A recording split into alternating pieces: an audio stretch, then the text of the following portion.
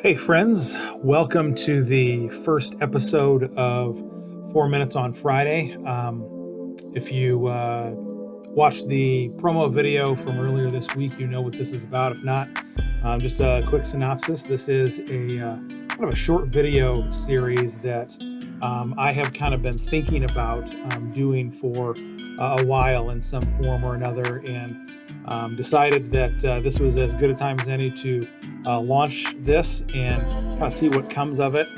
So each week the hope is to publish a short video, 4 minutes in length, and just talk about some things that maybe we don't talk about enough. There will be some biblical content. As a pastor, that's one of the primary sources that I use on a regular basis for life.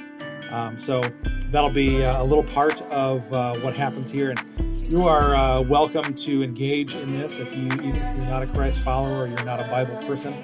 I'm just going to share some things that have been either rolling around inside of me or have been helpful to me over the course of time. So with all of that said, this was the thought earlier this week that I kind of woke up thinking about.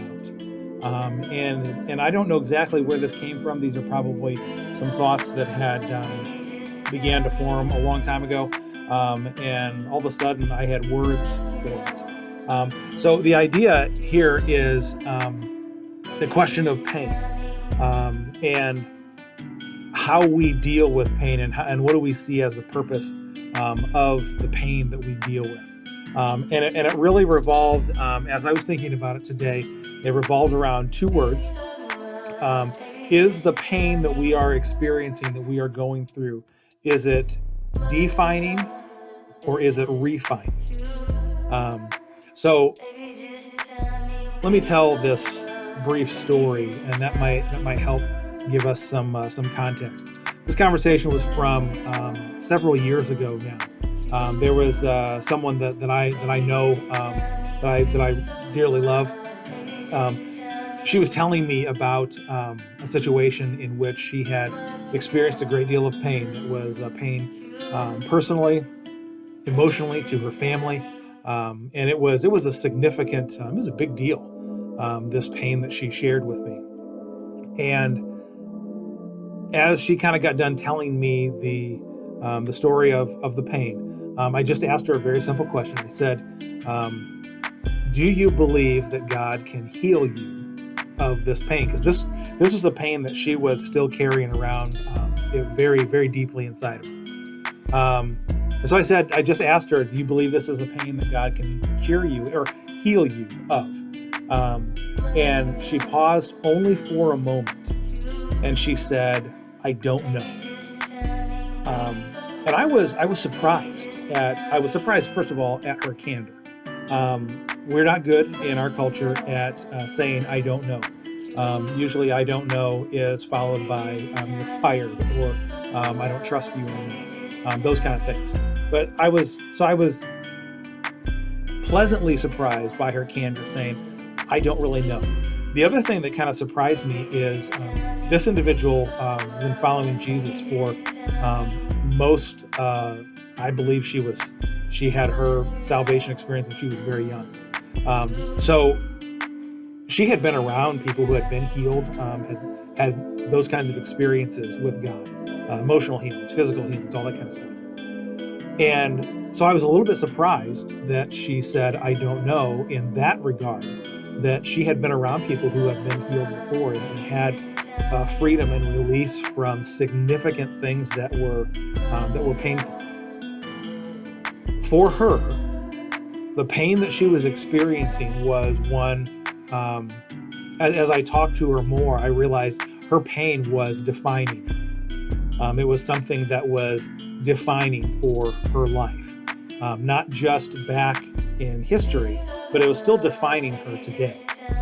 And so the thought, as I was thinking about that conversation this morning, I realized that there is an opportunity for us to either allow the pain that we are experiencing to define us continually, that is the pain that I have, that is the pain that marks my life, and that is the pain that kind of defines the summation of my life? Or is the pain that I'm experiencing and going through or have gone through, is that something that will refine me?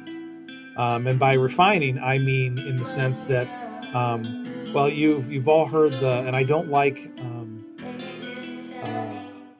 simple phrases that overly trivialize issues, but at times they do kind of encapsulate in a small sentence what is happening with us or what could happen with us. And so you've all probably heard the saying, what doesn't kill us makes us stronger. That is a refining statement that says, what I am going through is not going to fully define me for the rest of my life. Instead, it is going to make me stronger. It's something that I'm going to come out the other side a better, more whole, complete person than when I went in. As difficult as that pain is, as much of a problem as that was for my life, I'm going to come out the other side different. I'm going to come out the other side better. And so then I was thinking in terms of, and I know we're already over 4 minutes. This is the first one, so please forgive me. In the book of Romans, Paul writes to the church at Rome, and he has something very interesting to say in regards to pain. Now, there's a lot that Paul writes about in relationship to pain. Here is just one thing that he writes to the church at Rome. This is in the 12th chapter. He says this: be joyful in hope, patient in affliction, and faithful in prayer. Joyful in hope, that's not a terribly difficult thing for us to wrap our mind around. Hope is that thing that we look forward to down the road, that we say, all right, I have my eyes set on that, and I have joy and hope that thing is going to happen. Faithful in prayer. This is also one that I think largely, even people who are not necessarily daily prayers, if you put out a prayer request on social media, it is an awesome thing to see how many people throw up the little prayer hand emojis, or say, I'm praying for this. And a lot of times this comes from folks who are not, I would not necessarily even assume, are regular prayers. There is a feeling among a lot of people that prayer matters. And so even if I'm not a super religious person, I can find myself praying over things that people are asking me to pray for. So those two, joyful in hope, faithful in prayer, I think those two things we do well. Patient in affliction. This is the hard part. And I think this becomes a refining issue for us, that we are allowing the things that are going on in our lives to be refined, that they change us, they strengthen us, that we come out the other side stronger than when we went in to that struggle, that hurt, that loss, that sorrow. So that's kind of the initial thought that I had. And look, I know we're now double the 4-minute Fridays, and I'm going to try and trim this down a little bit. This was just a big thought that I had. I don't know where you get inspired. For me, sometimes it happens in the shower when I'm able to kind of block out the world, and nothing else kind of interrupts that.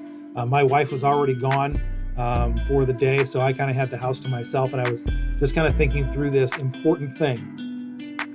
Is my pain refining or defining me? And at times I have had the temptation to let it define me and say, well, that failure, that problem, that issue, that relationship issue, it now kind of clouds everything that I do. So it's a conscious decision to say, I'm not going to let that define me. Instead, I'm going to learn from it. I'm going to do everything I can to surround myself with the right people. They're going to help that situation be a refining situation, not a defining situation. All right, first 4 minutes on Friday. I hope your Friday has been or will be a good one. Thanks for joining me. I will see you next week.